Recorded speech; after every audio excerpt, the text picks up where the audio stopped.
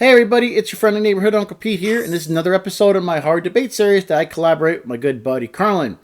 We debate a wide array of topics in the horror genre. It's a lot of fun, so after you watch my video, you can go to Carlin's channel, link it in the description, watch his video with the same title, and then if you'd like, you can go to the community tab on his page and vote for who you thought had the better argument.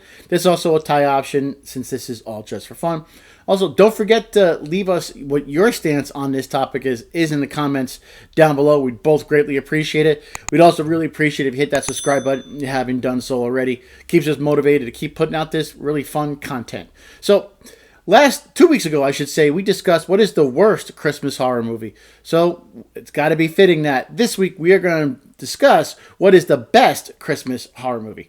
Now, before I start, I am going to give away these two Funko Pops this holiday season, just to spread some holiday cheer. So, all you have to do to be entered in to win is be subscribed to my channel and leave a comment down below. You can enter once per video, starting from my Nails in the Coffin episode on Tucker and Dale versus Evil, and any other video that I put out until December 15th, including YouTube Shorts. Any comment you put down gives you one entry, and you can enter once per video. Should be a lot of fun. Just my way of writing some holiday cheer this season. December 15th, I will put the names into a random generator, and I will select somebody to win these two wonderful Funko Pops, and I'll send them out to you. A lot of fun. I appreciate just my way of saying thank you for, watching the content that I enjoy making. Okay, let's get back down to business. Now, not only is this selection of mine, in my opinion, the best Christmas horror movie, it's also my all-time favorite slasher, and I selected one of the earliest slashers there ever were, 1974's Black Christmas. Originally titled Silent Night, Evil Night, Black Christmas was directed by Bob Clark, who also directed another holiday classic, vastly different from this one, A Christmas Story. Every year we get 24 hours of A Christmas Story. I much rather would have 24 hours of Black Christmas. I absolutely adore this movie. Everything is executed so well. I even love the tagline. If your skin doesn't crawl, then it's on too tight. This movie has everything you want or need from a Christmas horror movie. Many people consider John Carpenter's Halloween the first slasher, but Black Christmas came out years before Halloween, and John Carpenter even said he was heavily influenced to make Halloween by some of the stuff he saw in Black Christmas. Black Christmas is a pioneer genre film, no doubt about it. It's one of the earliest holiday-themed horror movies as well, and I think it really set the stage for future entries in this subgenre. Numerous slashers that followed this one owe in some way to Black Christmas. I feel like this film excels in creating a tense and unique atmosphere. Even though there are people throughout this sorority house, there's still a sense of isolation in this film with the snowstorm outside. There's a constant feel of unease in this movie. It really never lets you relax, even though you kind of want to enjoy the holiday atmosphere in this movie. This movie feels like a Christmas movie, and I enjoy the part where Jess is watching the carolers outside. Even the score by Carl Sitter works extremely well in this movie. Towards the end, when Jess is freaking out and panicked and she's going up the stairs, not knowing where her friends are, she's really scared, and the score builds like a scale as she's ascending each step. And that adds such a nice touch to this film. This film was one of the earliest uses of the point of view shot from the killer. And I think it's really groundbreaking for its time, because director Bob Clark, he definitely effectively built suspense and fear by showing the perspective of the killer, and I think that added an extra layer of intensity throughout the film. Like I mentioned before, even John Carpenter said he was heavily influenced by this film when he made Halloween, because this movie's impact on the genre's evolution definitely solidifies this movie's reputation as a true classic. Now, Black Christmas relies on subtlety rather than explicit gore to create fear. The unknown identity of the killer and the ambiguity surrounding his motives really contribute to the psychological horror that is actually in this movie, not knowing what's going on, what's going to happen next, why he's doing this, who he's going to strike next. Really makes this film more unsettling. This movie also has one of the earliest examples of a final girl, Olivia Hussey as Jess. I fell in love with Jess in this movie. Not only is she gorgeous, but her performance is absolutely amazing. It's the subtle things that she does that really sells her character. When she's on the phone with Billy, she's not saying anything, but her eyes are darting back and forth, and she sells this creepy voice on the phone perfectly. You could tell she's terrified, and you're just looking at her eyes. And the sorority sisters that are portrayed in this film are actually intelligent and resourceful, and I think that adds depth to their characters. You don't get your typical airhead sorority sisters you may see in current, horror franchises. Something that we really don't get too often is like, resourceful and intelligent victims. And even some of the side plots in this film are really, I don't want to say groundbreaking, but different for its time, with Jess being pregnant, her wanting to get an abortion, and her boyfriend not really wanting her to do it, him thinking he's going to force her to keep the child. That speaks bounds for something people may have to experience, especially in the early 70s, something I really can't speak on, but it's definitely a sensitive topic for the early 70s, and it was executed very well, where it didn't become the main focal point of the film, yet it definitely had its part in the overall landscape on how this film plays out. And I have to mention, how can I forget the disturbing and mysterious phone calls received by the characters throughout this film? That really creates a sense of unease through this movie. Lick it, let me lick your pretty pig.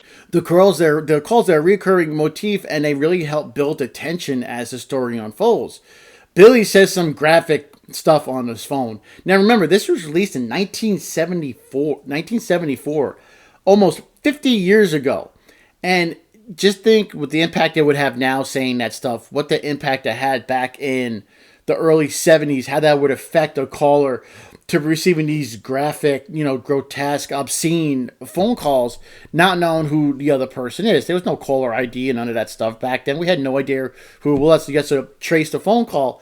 Another thing I kind of like in this movie, you see how phone calls were actually traced, something you never really would see in a movie before.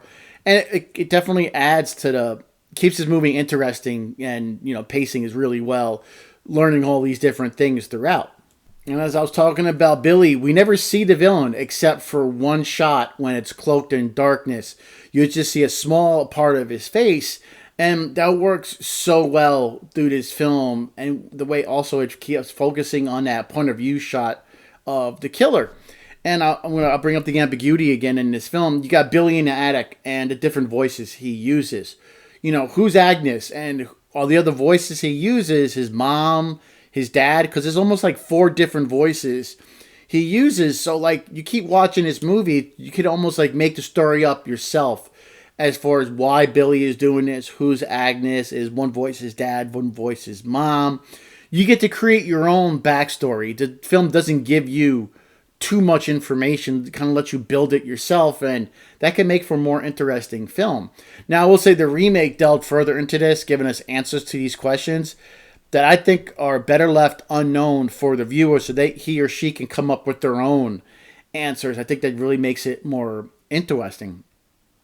And and the ending of this movie, I have to mention the ending. The ending is probably one of my favorite endings of all horror movies, because Jess just survived this horrible experience. She knew a lot of her sisters in the sorority house were dead. She just killed her boyfriend thinking he was the killer. And at the end, she's left alone in her bed with Billy watching from the attic. And then the movie leaves you feeling down like, oh crap, Jess just survived this. And not knowing what's going to happen to her is really torturous. Then you get that lasting shot of Claire in the chair with the saran wrap around her face as the camera pulls back throughout the window, and you hear soft Christmas music playing. You hear Christmas music, you think everything is going to be okay. Then Jess is left unattended. They just left her. You still got bodies in the attic. What the hell is anybody else doing? It just really makes you feel for these characters, lets you draw your own conclusions, and it's hard to draw something positive that's going to happen to Jess after this. So that's just the way this movie's executed is just so well and wonderful. I can sing the praises of Black Christmas all the time. It's a wonderful film. Instead of 24 Hours of a Christmas Story, I think Shudder should put on 24 hours of Black Christmas because I could watch this movie again and again. I love to watch it during the holidays. It's just a fantastic film. One of my favorite horror films, my favorite slasher, of course, and yeah, definitely my favorite holiday themed, horror movie. It's just executed so well. Even the title sells it all. I'm dreaming of a white Christmas, but this movie is Black Christmas because it's evil, it's dark, you don't know what the hell's happening. Yeah, I really, really love Black Christmas. Easy pick for me when Carl and I discuss what our favorite, what we thought the best holiday themed Christmas horror movie is. And yeah, for me, 100%, 1974 is Black Christmas. In closing, Black Christmas, in my opinion, best holiday horror movie. It's one of the earliest horror films based on a holiday. It's got great acting and pacing, an interesting story, especially for its time. It tackles a lot of serious issues. Now, without Black Christmas, we wouldn't have had John Carpenter's Halloween and all the litany of films that were inspired by that film, since that film was heavily inspired by this film. And I think most importantly, it does feel like a Christmas movie. You have the ambience and the atmosphere. It's all right there for you. So, thanks for watching. Now, please go to Carl's channel, link below, watch his video on the subject. And then if you'd like, you can go to the community tab on his page and vote for who you thought had the better argument. Also, don't forget to let us know in the comments down below where you feel the best Christmas holiday horror movie is. And don't forget, on my video, if you leave a comment, you get entered in to win, 2 Funko Pops.